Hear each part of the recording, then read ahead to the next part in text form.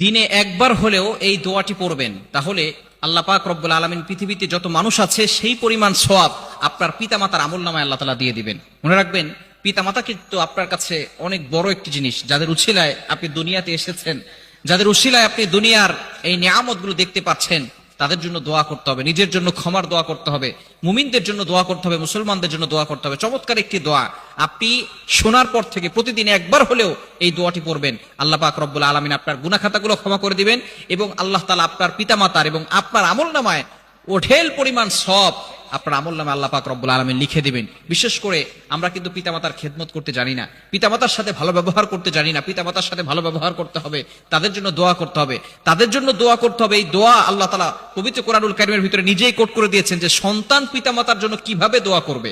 রব্বির হামহুমা কামা রব্বায়ানি সগীরা, সূরা বনী ইসরাঈলের 23-24 নম্বর আয়াতে খুব সুন্দর করে আল্লাহ পাক রব্বুল আলামিন জানিয়ে দিয়েছেন।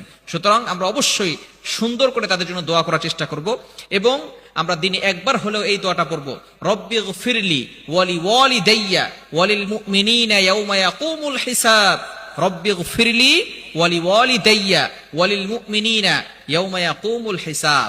আপনি আল্লাহর কাছে ক্ষমা প্রার্থনা করছেন, আপনার পিতামাতা সমস্ত মুমিনদের জন্য আপনি দোয়া করছেন এবং আল্লাহ পাক রব্বুল আলামিনের কাছে আপনি কেমন যেন বলছেন, ইয়াউমা ইয়াকুমুল হিসাব, আল্লাহ বিচারের দিনে যাতে করে হিসাবটা সহজ হয়ে যায় এজন্য আপনি দোয়া করছেন। মনে রাখবেন, in the day of judgement, কিয়ামতের ময়দানে কঠিন পরিস্থিতি হবে, কেউ কাউকে চিনবে না। আপনার মা বলেন, আপনার বাবা বলেন, আপনার ভাই বলেন, কেউ কিন্তু আপনার আপন হবে না। যাদের জন্য আজকে আপনি এত কষ্ট করছেন, যাদের জন্য আপনি আপনার সবকিছু বিলীন করে দিচ্ছেন, এই যে দেখেন প্রবাসী ভাইয়েরা 10 বছর 15 বছর 20 বছর ধরে আছেন, সেখানে তারা এত পরিমাণ কষ্ট করে, আমরা তো বাংলাদেশে থাকি যারা, তারা বুঝি না এই পরিমাণ কষ্ট করে তার পরিবারের জন্য। পরিবারের জন্য কষ্ট করে না? একজন স্বামী তার সন্তানদের জন্য, তার স্ত্রীর জন্য কতটা কষ্ট করে থাকে, সারাদিন বাহিরে বাহিরে ঘোরাফেরা করে, বাহিরে বাহিরে থাকে যাতে করে তার সংসারের ভিতরে সুখ শান্তি আসতে পারে। কিন্তু দেখা যাচ্ছে ফাইনালি শেষ পর্যন্ত তার কবরে কিন্তু একাই যেতে হবে। তার সন্তান বলেন, তার ভাই বলেন, তার বোন বলেন, তার ওয়াইফ বলেন, কেউ কিন্তু তার সাথে যাবে না।